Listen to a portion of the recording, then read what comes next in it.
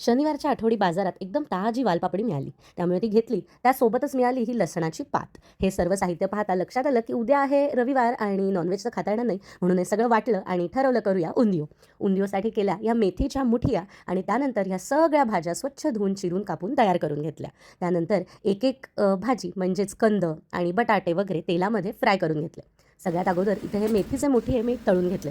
Medium to low फ्लेमवरच हे तळायचे आहेत, म्हणजे छान गोल्डन ब्राऊन होतात आणि आतूनही शिजतात.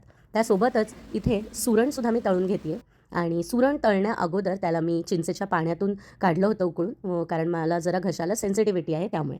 तर बटाटे, रताळी, कंद आणि सुरण हे सगळं इथे डीप फ्राय करून घेतलेलं आहे आणि त्यानंतर वाटलेली जी हिरवी पेस्ट आहे, हा संपूर्ण हिरवा मसाला त्यावर असा छान लावून घेतलेला आहे. त्यासोबतच वांगी घ्यायची राहिली, त्यामुळे ती ऑनलाईन मागवली तर ती अशी मोठी-मोठी आली. तुम्ही जरा बारकी वांगी निवडून घ्या. या वांग्यांमध्ये सुद्धा हिरवा मसाला भरला. त्यानंतर तळलेल्या ज्या भाज्या होत्या त्याचंच तेल हे उकळतच होतं, त्यामुळे ते माझ्या या बिर्याणी पॉटमध्ये मी घातलं. आता करूया सगळ्या भाज्या असेंबल. सगळ्यात अगोदर गरम तेलामध्ये ओवा घातला. अर्थातच खूप भाज्या आहेत, फायबर आहे आणि यातील काही भाज्या वातूळ असतात, त्यामुळे ओव्याची फोडणी.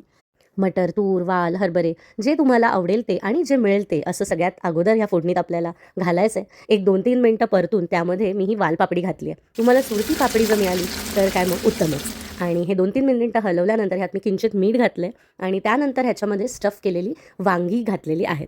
तुम्हाला जर लहान वांगी मिळाली तर दॅट इज मोर प्रेफरेबल. त्यासोबतच ह्याची वांग्यांची जी स्किन आहे ती थोडीशी शिजली आणि ही मऊसूत झाली, की मग एक-एक भाजी घालून आपल्याला हे लेयर करायचं आहे. आणि म्हणून मला उंधियो ना खरं सांगावं तर एक व्हेज बिर्याणीचाच प्रकार वाटतो. अर्थात ह्यात भात नसतो, बट स्टिल बिकॉज ह्याला आपण लेयर करतो त्यामुळे मला हे बिर्याणीसारखंच वाटतं आणि म्हणून मी माझ्या बिर्याणी पॉटमध्येच हा उंधियो बनवते. यानंतर मी मस्त अशी कच्ची केळी ह्यात घातलेली आहेत आणि कच्ची केळी शिजली ना की ती गोड नाही लागत, ती रताळ्यासारखी लागतात, त्यामुळे ती मला खूप आवडतात. त्यानंतर ज्याला आपण हिरवा मसाला लावून ठेवला होता ते सगळे कंद आणि बटाटे ह्यात घातलेत आणि उरलेला सगळा हिरवा मसाला मी ह्या उंधियोमध्ये लेयर केला. त्यानंतर साईडने ज्या भांड्यामध्ये ठेवलेला त्यात पाणी घेऊन ते साईडने घातले विदाऊट डिस्टर्बिंग द लेयर्स. आता आपल्याला ह्याला झाकून थोडं शिजवून घ्यायचं आहे. एक 5 ते 7 मिनिटं शिजल्यानंतर मी ह्यात मेथीचे तळून घेतलेले मुठिये घातलेले आहेत. मेथीचे मुठिये घालून झाल्यानंतर तुम्ही पुन्हा एकदा त्यात थोडंसं पाणी घालून त्याला शिजवून घ्या. नंतर वाफ घ्या एक 10 ते 15 मिनिटं आणि व्यवस्थित हलवून त्यात तुम्हाला मीठ आणि गरम मसाला वगैरे ॲडजस्ट करायचं तर करू शकता. हा उंधियो रेडी आहे. त्याला कोथिंबीरीने गार्निश करा आणि आता प्लेटमध्ये घेऊया आपण उंधियो खायला. हा उंधियो घेऊन मी आईकडे गेले होते, तर आईने गरम पुऱ्या आणि शिरा वगैरे केलेला होता आणि आम्ही मस्त शिरा, पुरी, आम्रखंड आणि उंधियो असा बेत इथे एन्जॉय केला. आणि आता बघूया उंधियो खातानाची घरच्यांची रिॲक्शन. आणि आधीच सांगते ही रिॲक्शन बिलकुल कँडिड नाही आहे, पण उंधियो खरंच चांगला झालेला होता.